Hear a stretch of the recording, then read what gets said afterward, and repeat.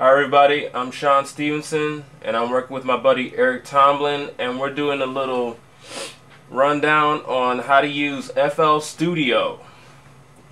We're going to have a couple of steps. Just experiment. Go through your browser right here, and then you're going to go ahead and start to use your step sequencer, which is right here, this little thing. Then after you use your step sequencer, you're going to use the mixer. So let's go ahead and get started.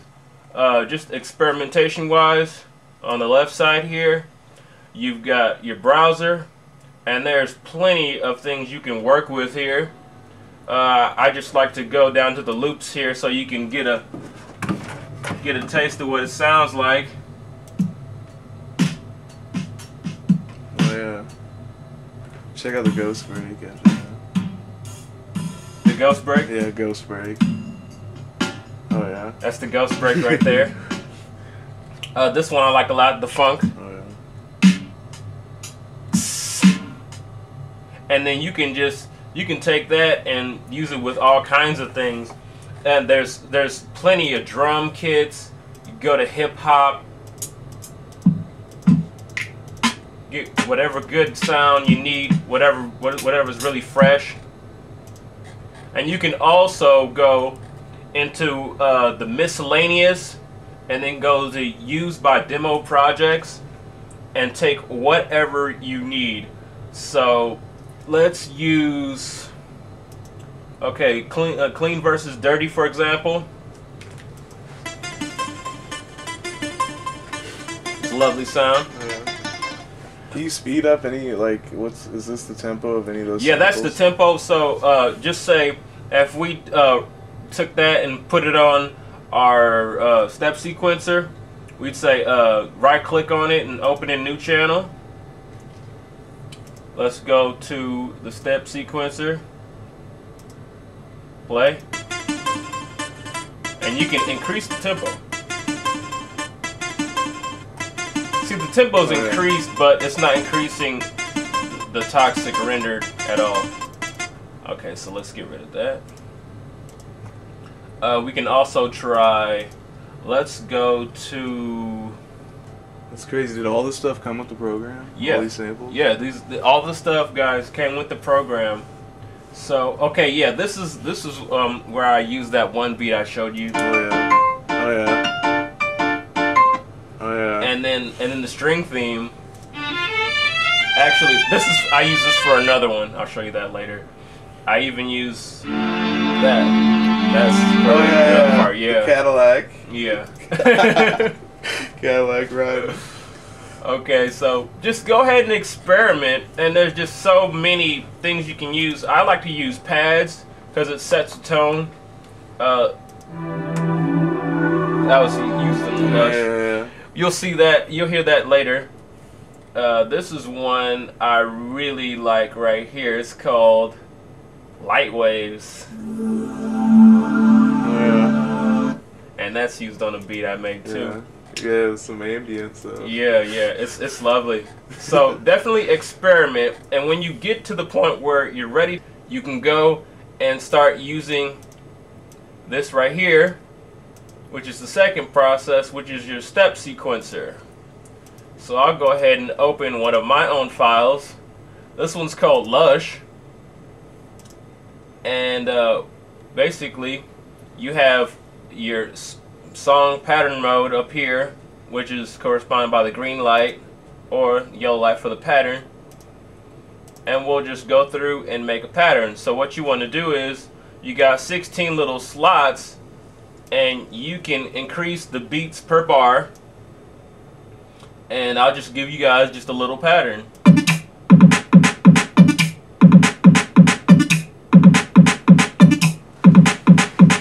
And if you want to change your pattern, go to the next pattern.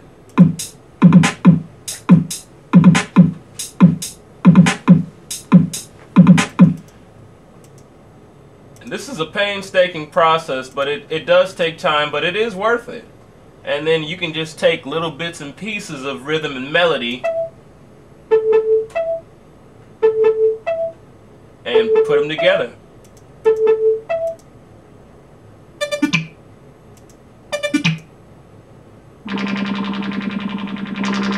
Oscillation. Yeah.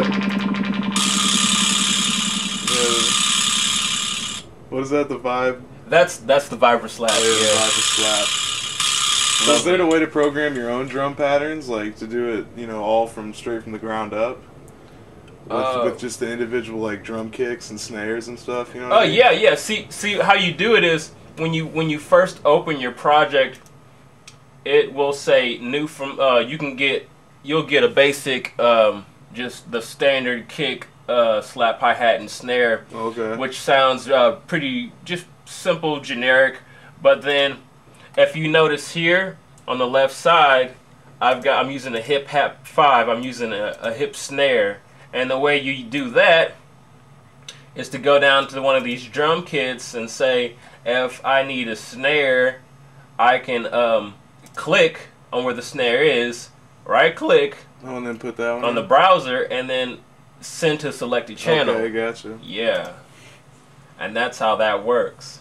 And you can also isolate these, mute it or solo it, however you choose. And that is how you use your step sequencer. Now, after you get your step sequences ready, it's time to move to the playlist. And so you want to take your patterns and place them where they need be. And so when you set them down,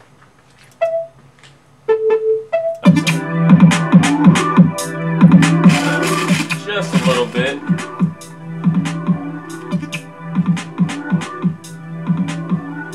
And that's the point right there at the bottom. And you've got multiple tracks to set these wherever you need, wherever you choose. And sometimes this can get complex, so just take your time and you'll figure out how to do this in no time. It's pretty simple. We'll move up here for something a little bit more complex. So then you have the gaps, the nice little gaps for the change in rhythm. Oh yeah, the drums falling out and stuff. Yeah.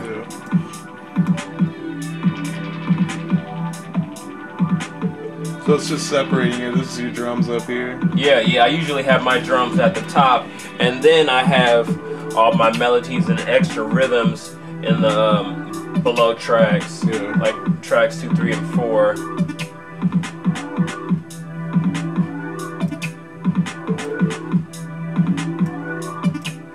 So that's basically how the playlist works. Now we can go to the mixer.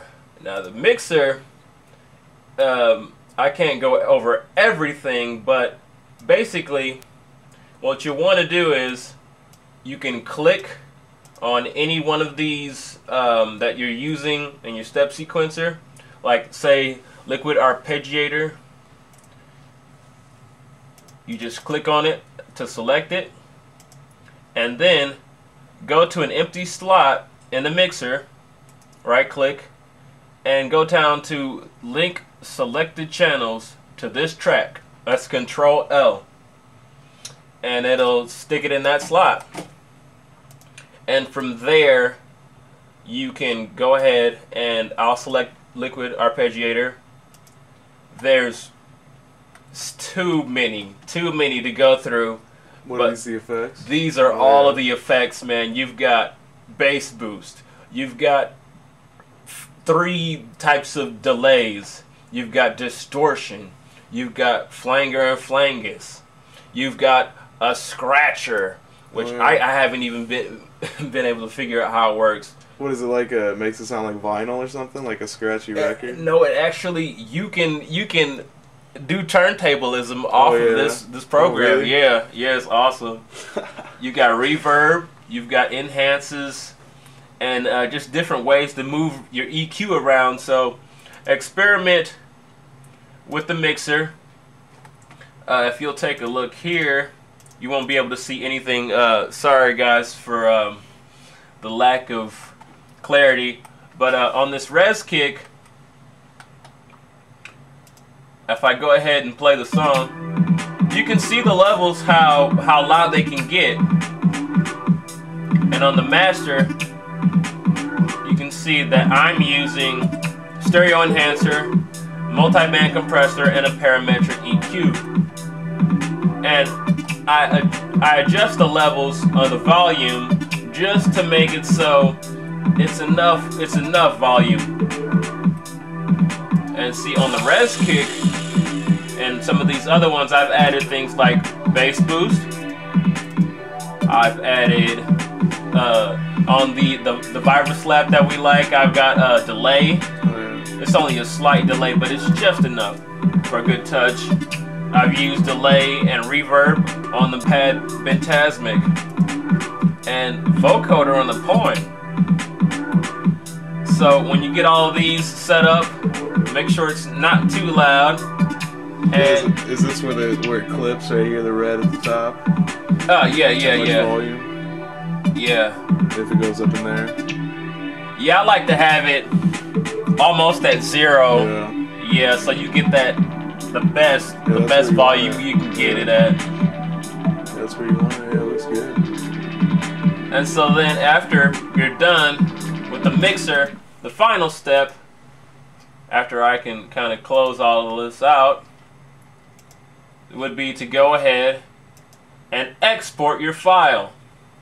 You can export your file as a WAV file, a zip loop package, an MP3, an OGG file, or even a MIDI. Okay. And you can select different options and output formats, the depth of the wave, the bit rate, and you can also cut out the remainder of the end of the song. And so that is how you basically run through FL Studio. So make sure you experiment, use your step sequencer, work in your playlist, make sure you level out everything on your mixer, and then finally export your file to the format you're choosing. This is Sean Stevenson and Eric Tomlin signing out.